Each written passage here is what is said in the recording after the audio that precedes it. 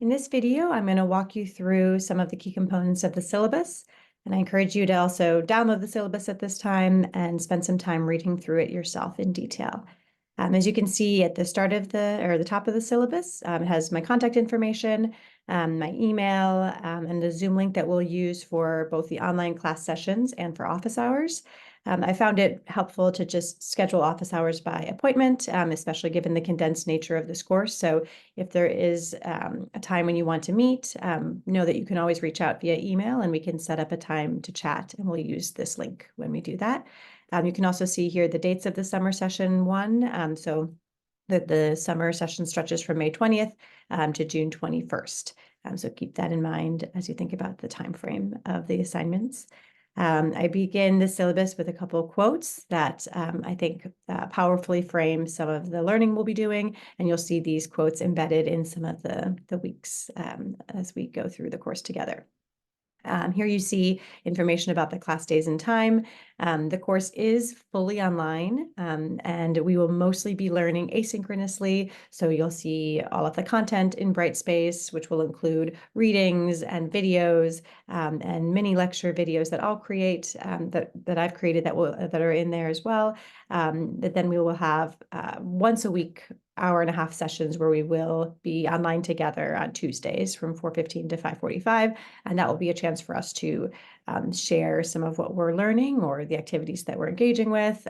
It'll be a chance to do some presenting, so that'll be kind of our touch point weekly where we can engage together, and you can also use that time to ask questions that have come up for you as you've been engaging with the content.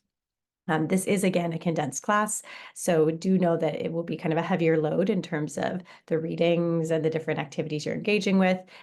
So we're covering it the semester within the time frame of 5 weeks. So kind of keep that in mind as you're thinking about workload.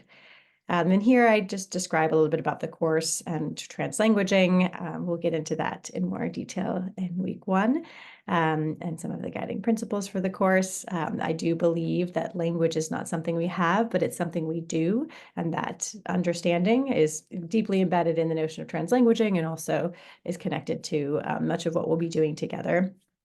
These next 2 bullets really connect to learning. I do believe the best way to learn is to try out new things. So that's why there's a lot of activities embedded in this course and assignments embedded where you'll be trying things out in practice. And I also really believe that teaching and learning are social acts, that the teaching is not neutral, and that our values, our beliefs, and our worldviews are tied up in the way that we think about teaching and learning.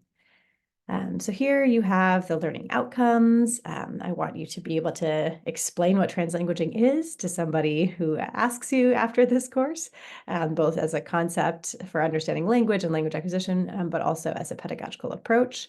I want you to be thinking critically about your own attitudes and beliefs about bilingualism and multilingualism.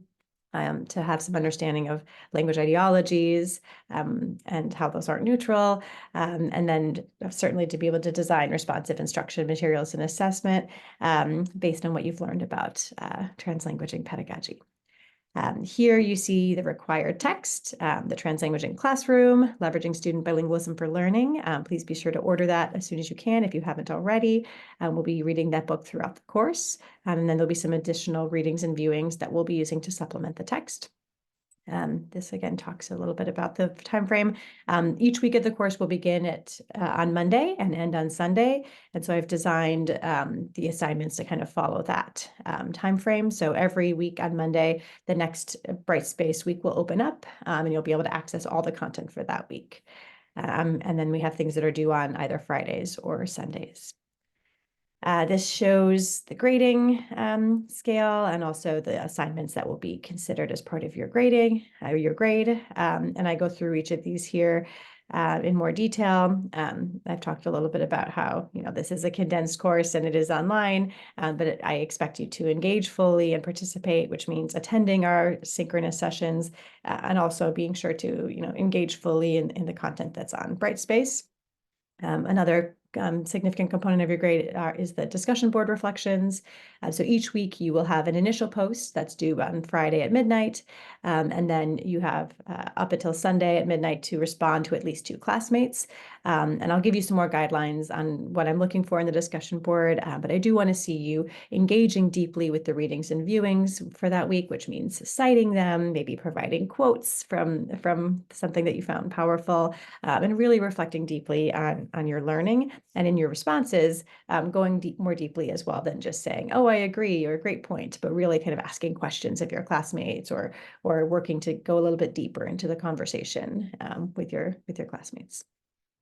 Then we move to identity texts. You'll be engaging with this during week 1, because translanguaging is very much about understanding our own linguistic identities.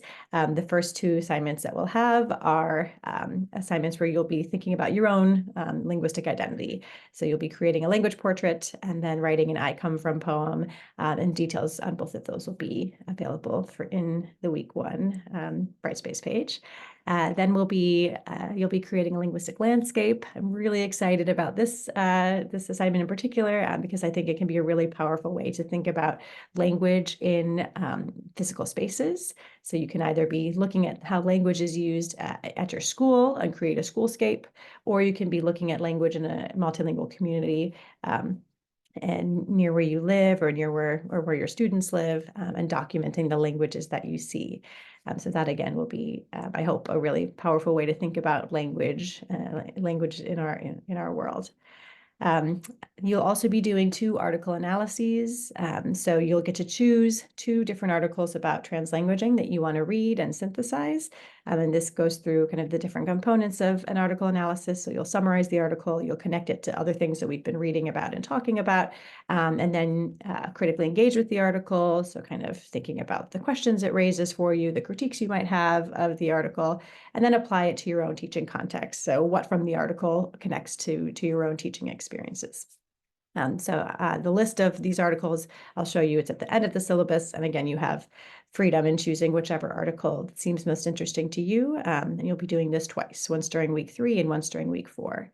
And then finally, we have the translanguaging pedagogy portfolio. So for this assignment, you're going to be working on, you'll be working on this throughout 3 weeks of the course. So beginning week 3 and into week 5.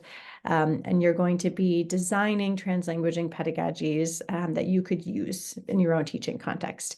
You'll be putting this together in some kind of format that can be publicly accessed, like a website, where you'll just define translanguaging, describe your teaching context, or the context in which you're thinking this could be used. So maybe a bilingual teaching context or a mainstream English context.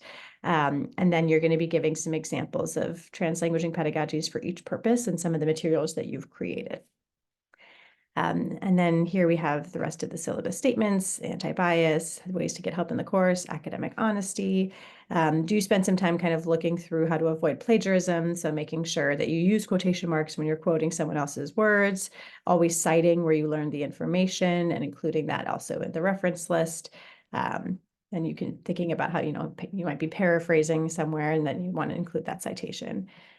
Disability access and inclusion services, URI support for financial hardship and mental health and wellness. So all of these resources are here if you need them. And then we move into the course schedule. So here you'll see each course kind of broken down just into the basics of what the topic is, what we're going to be focusing on during the synchronous online class, and then the readings and viewings that are assigned for that week.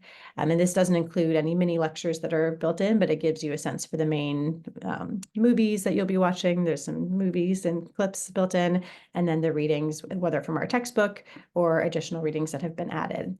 And then each one of these weeks also lists the assignments that are due. So you can see the discussion board posts here, and then your 2 identity texts.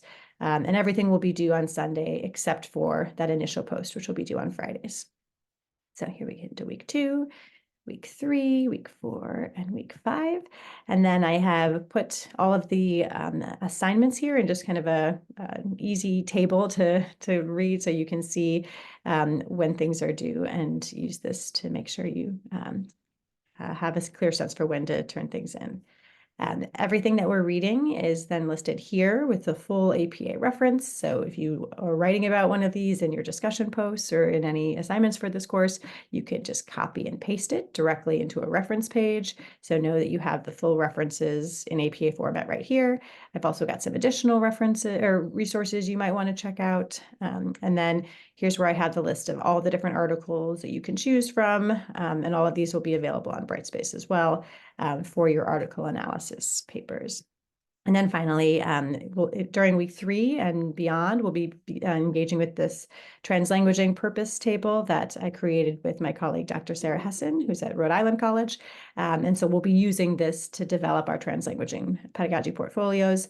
You have it here as a resource. So that is the syllabus. If you have any questions, please don't hesitate to reach out. And I look forward to diving into this content with you soon.